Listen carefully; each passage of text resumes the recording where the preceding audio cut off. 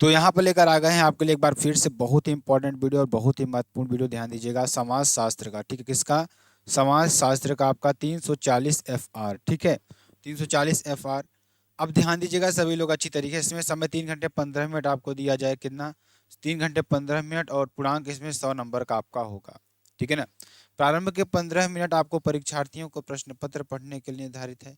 ये चीज़ें मैंने आपको हर एक प्रैक्टिस सेट में बता रखी है। और इसमें अगर देखेंगे तो 1 से 10 तक आपके बहुविकल्पी प्रश्न होंगे, और 11 से लेकर 20 तक आपके अति लघुत्तरीय प्रश्न हैं, इनका प्रत्येक उत्तर लगभग 25 शब्दों में आपको देना है। प्रश्न संख्या 21 से लेकर 26 तक आपके लघु उत्तरीय प्रश्न होंगे, जिनका प्रत्येक उत्तर लगभग 50 शब्दों में आपको देना होगा। प्रश्न संख्या आपको 27 से लेकर 29 तक दीर्घ उत्तरीय प्रश्न होंगे, जिनका प्रत्येक उत्तर लगभग 150 शब्दों में आपको देना होगा। खंड क की बात करेंगे, बहुविकल्पी प्रश्न आपके लिए होगा, ठीक है। आगे आगे चलते हैं। तो निम्नलिखित प्रश्नों में से प्रत्येक प्रश्न के 4 विकल्प आपको दिए गए हैं, और ये आपका बहुविकल्पी प्रश्न है। ध्यान दीजिएगा, इसमें आपको 4 विकल्प दिए जाते हैं और एक विकल्प आपका आंसर सही होता है, जिसमें से केवल एक उत्तर सही है, और सही उत्तर चुनकर उसमें अपने उत्तर पुस्तिका में आपको लिखना है। राजा राम मोहन राय थे क्या? थे एक समाज सुधारक थे। क्या थे? एक समाज सुधारक थे। राजा राम मोहन क्या थे? एक समाज सुधारक थे। डेमोग्राफी शब्द किसने दिया? तो डेमोग्राफी शब्द किसने दिया? जॉन ग्रांट ने दिया। किसने दिया? जॉन ग्रांट ने दिया, ठीक है। प्रभुत्व जात की अवधारणा दिया किसने दिया? एम एन श्रीनिवास ने दिया। किसने दिया? एम एन श्रीनिवास ने दिया। चिपको आंदोलन का प्रमुख संबंध किस राज्य से है? तो मध्य प्रदेश से आपका हो जाएगा। किससे? मध्य प्रदेश से आपका हो जाएगा। सूचना का अधिकार का अधिकतम अधिनियम लागू हुआ था। कब लागू हुआ? 2005 में लागू हुआ, ठीक है। भारतीय प्रजातंत्र की प्रमुख बाधा क्या है? इनमें से सभी आपका हो जाएगा, मतलब क्षेत्रवाद, जातिवाद और संप्रदायवाद भी आपका हो जाएगा। स्वराज मेरा जन्मसिद्ध अधिकार है का नारा भारतीय स्वतंत्रता संघर्ष के दौरान किस राष्ट्रवादी द्वारा दिया गया? तो बाल गंगाधर तिलक के द्वारा दिया गया। किसके द्वारा? बाल गंगाधर तिलक के द्वारा दिया गया। हु वेयर सुद्रास कौन लिखा? तो V.R. अम्बेडकर ने लिखा है। किसने लिखा है? V.R. अम्बेडकर ने लिखा है। पंचायती राज किस सिद्धांत पर आधारित है? तो विकेंद्रीकरण पर आधारित है। किस पर? विकेंद्रीकरण पर आधारित है। भारत में हरित क्रांति के जनक कौन है? तो भारत में हरित क्रांति के जनक कौन है? M.S. स्वामीनाथन आपके हो जाएंगे। कौन है? M.S. स्वामीनाथन आपके हो जाएंगे। खंड ख की बात करेंगे, अति लघु उत्तरीय प्रश्न आपके लिए। भारत में ब्रिटिश उपनिवेशवाद के दौरान कौन सी प्रमुख प्रक्रियाएं शुरू हुई? तो ध्यान दीजिएगा, ये भी प्रश्न आपके लिए इंपॉर्टेंट प्रश्न है, और सभी प्रश्नों को आपको लिखना है और अच्छी तरीके से तैयार भी करना है, ठीक है। चलिए, भारत में ब्रिटिया उपनिवेशवाद की नींव 1757 के प्लासी के युद्ध के यहाँ भी थोड़ा बहुत गलतियां आपको दिखेंगी, लेकिन आपको मैं बताते चलूंगा, ठीक है, जहां जहां गलतियां रहेंगी, और लास्ट में इसको सुधार कर पूरा आपको दिया जाएगा, ठीक है ना। प्रक्रियाएं कब शुरू हुई? 1757 के प्लासी के युद्ध के बाद पड़ी। उपनिवेशवाद के प्रथम चरण में कंपनी ब्रिटेन तथा यूरोप के अन्य देशों को कम कीमत पर तैयार भारतीय माल का निर्यात करती थी। भारत में ब्रिटिश उपनिवेशवाद के दूसरे चरण में मुक्त बाजार बना दिया गया। तीसरे चरण में वित्तीय पूंजीवाद का प्रभाव रहा, ठीक है। जनसांख्यिकी क्या है, आपको ये बताना है। तो जनसांख्यिकी जनसंख्या का सुव्यवस्थित अध्ययन है। हिंदी में इसे जनांकिकी भी कहा जाता है। इस विषय के अंतर्गत जनसंख्या से संबंधित अनेक रुझानों तथा प्रक्रियाओं का अध्ययन किया जाता है।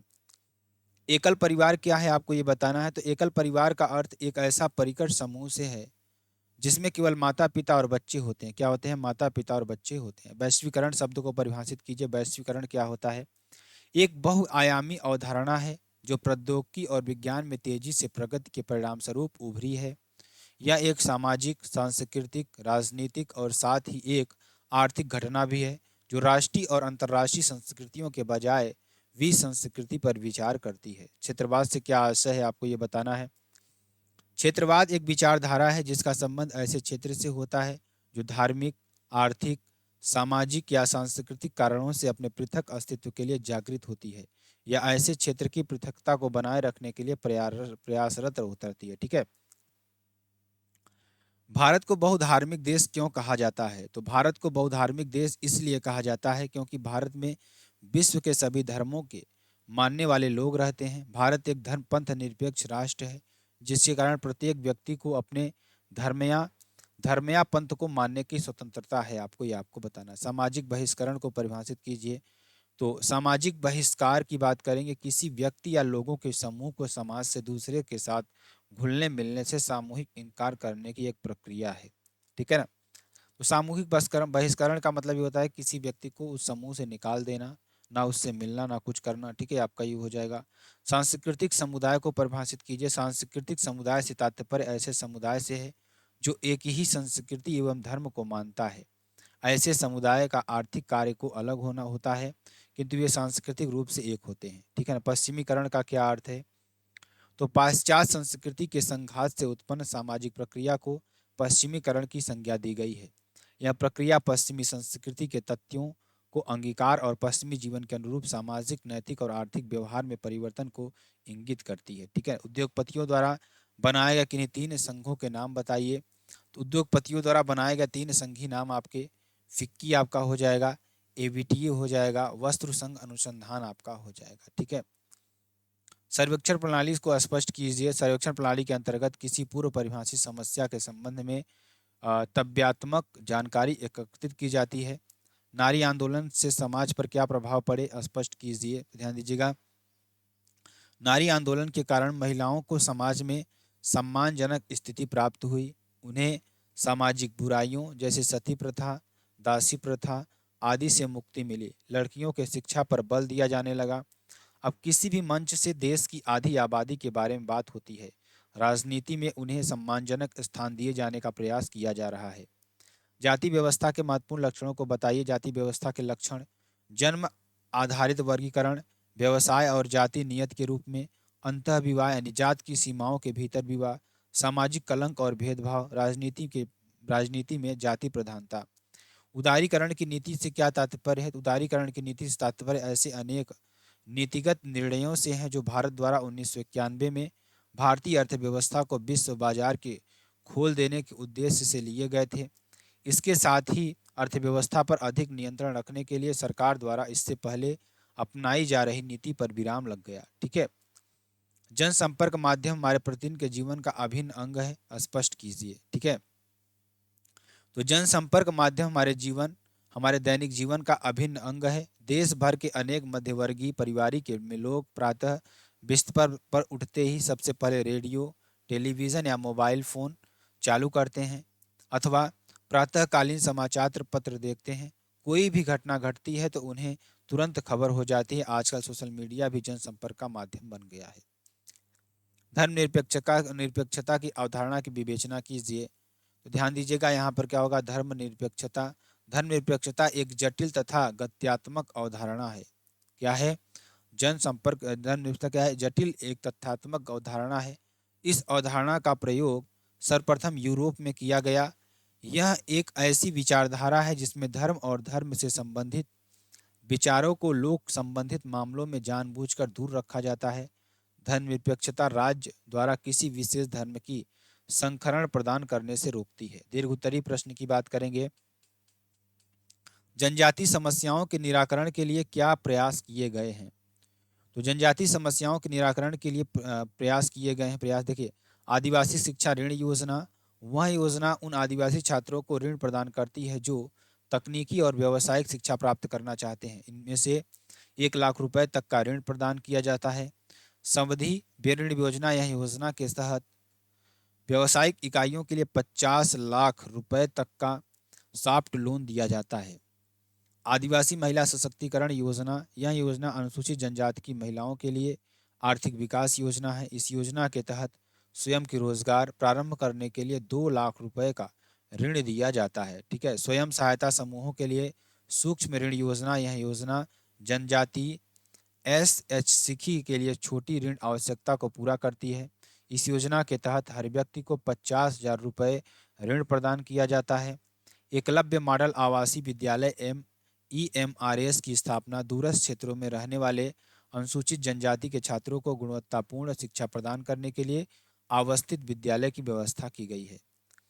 वन बंधु कल्याण योजना, भारत सरकार के आदिवासी मामलों में मंत्रालय के आदिवासियों के कल्याण के लिए वन बंधु कल्याण योजना की शुरुआत 2014 में की गई थी। इसके एक विकास खंडों में पायलट आधार पर योजनाएं चलाई जा रही हैं। इसके अतिरिक्त मैट्रिकोत्तर छात्रवृत्ति योजना, राजीव गांधी राष्ट्रीय फेलोशिप, अनुसूचित जनजातियों के लिए राष्ट्रीय प्रवासी छात्रवृत्ति योजना आदि है। भारतीय ग्रामों पर हरित क्रांति के प्रभाव की विवेचना कीजिए। तो भारतीय ग्रामों में हरित क्रांति का प्रभाव, भारत में नई कृषि रणनीति के रूप में 1967 से 68 में हरित क्रांति को गरीब खरीफ के मौसम में अपनाया गया था और इसे उच्च उपज वाली किस्म कार्यक्रम यानी HYVP कहा गया था। इस कार्यक्रम को एक पैकेज के रूप में पेश किया गया था क्योंकि यह नियमित और पर्याप्त सिंचाई, उर्वरकों, उच्च उपज वाले कीटनाशकों पर महत्वपूर्ण रूप से निर्भर था। ठीक है, आपका ही हो जाएगा। हरित क्रांति के परिणाम स्वरूप 1978 से 79 में 131 मिलियन टन रिकॉर्ड अनाज उत्पादन हुआ। इसमें भारत को दुनिया के सबसे बड़े कृषि उत्पादकों में से एक के रूप में स्थापित किया। हरित क्रांति के परिणाम स्वरूप गेहूं और चावल की उपज में काफ़ी वृद्धि हुई। भारत में अनाज में आत्मनिर्भर बन गया। किसानों को अपना राजस्व बढ़ाने में मदद मिली। भारतीय ग्रामीण समाज आर्थिक गतिशील और बाजारोन्मुखी हो गया। हरित क्रांति के बाद अब कृषि में ग्रामीण समुदायों में आय के अन्य स्रोतों को निर्वाह के प्राथमिक साधन के रूप में बदल दिया। आय के स्तर में वृद्धि के साथ किसानों की सामाजिक और शैक्षिक स्थिति में सुधार हुआ।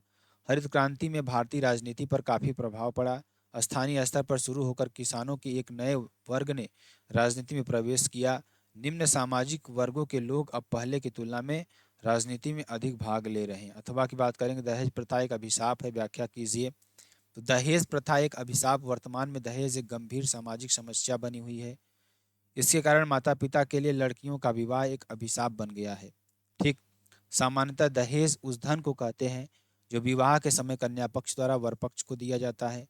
फेयर चाइल्ड के अनुसार दहेज वह धन संपत्ति है जो विवाह के अवसर पर लड़की के माता पिता या अन्य निकट संबंधियों द्वारा दी जाती है। ठीक, दहेज निरोधक अधिनियम 1961 के अनुसार दहेज का अर्थ ऐसा संपत्ति या मूल्यवान निधि है जिसे विवाह वाले दोनों पक्षों में से एक पक्ष को दूसरे पक्ष को अथवा विवाह के भाग लेने वाले दोनों पक्षों में से किसी एक पक्ष को दिया जाता है। ठीक है, माता पिता या किसी अन्य व्यक्ति ने किसी दूसरे पक्ष अथवा उसके किसी व्यक्ति को विवाह के समय, विवाह से पहले या विवाह के बाद विवाह की आवश्यक शर्त के रूप में दी हो अथवा देना स्वीकार किया हो। दहेज के कारण जीवन साथी चुनने का सीमित क्षेत्र, बाल विवाह, विवाह की अनिवार्यता, कुलीन विवाह जो होता है इसका भी एक कारण है। शिक्षा एवं सामाजिक धन का महत्व भी होता है। मतलब जिस लड़के के पास धन, प्रॉपर्टी, पढ़ा लिखा, सरकारी नौकरी वाला है और लड़की के पिता लोग भी सोचते हैं कि चलो इसको कुछ देकर हम लोग अपनी बेटी का शादी यहाँ पर कर देते हैं, तो इसका भी एक बहुत बड़ा कारण है। महंगी व झूठी प्रतिष्ठा, सामाजिक प्रथा आदि आपका हो जाएगा। दहेज प्रथा का दुष्परिणाम, बालिका वध, पारिवारिक विघटन, हत्या व आत्महत्या, ऋण प्रस्तता, बेमेल विवाह। दहेज प्रथा निवारण हेतु सुझाव की बात करेंगे। स्त्री शिक्षा का अधिकाधिक प्रसार करना, लड़के व लड़कियों को अपना जीवन साथी स्वयं चुनने की स्वतंत्रता, प्रेम विवाह की स्वीकृति, अंतरजातीय विवाह की सामाजिक मान्यता मिलने से विवाह का दायरा दायरा विस्तृत होना, दहेज विरोधी कानून ज्यादा कठोर एवं व्यवहारिक बनाने की आवश्यकता है। ठीक, भारत में हुए भूमि सुधारों के महत्व पर चर्चा कीजिए। भूमि सुधार से आशय भूमि संबंधी सुधार से हो। बिचौलियों का अंत, काश्तकारी सुधार, कृषि का पुनर्गठन, भूमि सुधार, भूमि का मानचित्रण, भूमि अधिग्रहण, पट्टा देने की पारदर्शी प्रक्रिया। महत्व की बात करेंगे, मध्यस्थों का उन्मूलन। स्वतंत्रता से पहले भारत में जमींदारी, माहलवाड़ी तथा रैयतवाड़ी प्रथाओं के अंतर्गत कृषिगत भूमि का बड़ा भाग बिचौलियों के अधीन होता है और सरकार ने जमींदारी उन्मूलन कानून बनाकर इसको समाप्त कर दिया। ठीक है, काश्तकारी सुधार की बात करेंगे तो देश के सभी संबंधी काश्त कानूनों में उन लोगों को काश्तकारों का माना गया है जो लगान के बदले किसी अन्य व्यक्ति की भूमि पर खेती करते हैं। परंतु कुछ राज्यों जैसे उत्तर प्रदेश तथा पश्चिमी बंगाल में बटाईदारी की काश्तकार नहीं माना गया। भूदान आंदोलन, भूदान आंदोलन वर्ष 1951 में प्रारंभ हुआ। इसके तत्काल बाद आंध्र प्रदेश में 1957 में दाम ग्राम दान आंदोलन प्रारंभ हुआ। इसका उद्देश्य भूस्वामियों और पट्टेधारियों को अपने भूमि अधिकारों का त्याग करने के लिए तैयार करना था। भूदान के प्रणेता विनोबा भावे को भूदान में 4.2 लाख यानी 4.42.6 लाख यानी 42.6 लाख एकड़ भूमि प्राप्त हुआ। खेतों की चकबंदी, चकबंदी की प्रक्रिया के अंतर्गत एक व्यक्ति के अलग अप अपखंडित जोटी के स्वामित्व में परिवर्तन करते हुए उसे एक जोत में बदला जाता है। ठीक है, भारतीय लोकतंत्र के दबाव में समूहों की भूमिका आपको बतानी है, ध्यान दीजिएगा, जो कि आपके लिए बेहद इंपॉर्टेंट है। क्या है? भारतीय लोकतंत्र में दबाव समूहों की भूमिका का मूल्यांकन कीजिए। तो दबाव समूह ऐसे लोगों के संगठन समूह हैं, क्या जो दबाव समूह होते हैं ना, ऐसे लोगों के संगठित समूह हैं जो अपने सामान्य हितों को बढ़ावा देने और उसकी रक्षा करने के लिए सक्रिय रूप से मिलकर काम करते हैं। उनका लक्ष्य सरकार पर दबाव बनाकर सार्वजनिक नीतियों में बदलाव आना। वे सरकार और उनके सदस्यों के बीच एक कड़ी रूप में कार्य करते हैं। दबावों की भूमिका की बात करेंगे, आम लोगों की आवाज का प्रतिनिधित्व करते हैं। इन समूहों में अपने अपने क्षेत्रों के विशेषज्ञ शामिल होते हैं जो सरकार की समाज के सुधार की दशा में काम करने के लिए प्रासंगिक जानकारी प्रदान करते हैं। सरकार के लिए सलाह के वैकल्पिक स्रोत के रूप में भी काम कर सकते हैं। व्यक्तियों के अधिकारों और स्वतंत्र स्वतंत्र की वकालत करने पर भी ध्यान केंद्रित करते हैं। ठीक, सरकार एवं जनता के बीच सेतु बनकर कार्य करते हैं। यह सुनिश्चित करने में मदद करते हैं कि सरकार समूह की जरूरतों और इसी पर ध्यान दे। इस प्रकार किसी भी लोकतांत्रिक समाज में दबाव सामूहिकी महत्वपूर्ण भूमिका होती है। ठीक है, तो ये आपका क्या हो जाएगा, फुल मॉडल पेपर सोल्यूशन हो जाएगा। क्या हो जाएगा, फुल मॉडल पेपर आपका सोल्यूशन हो जाएगा। क्या हो जाएगा, पेपर सोल्यूशन हो जाएगा। अगर आपको वीडियो पसंद आती है आप चैनल को लाइक शेयर कमेंट जरूर कर सकते हैं। फिर मिलते हैं नेक्स्ट वीडियो में नए टॉपिक के साथ, तब तक के लिए साथियों जय हिंद।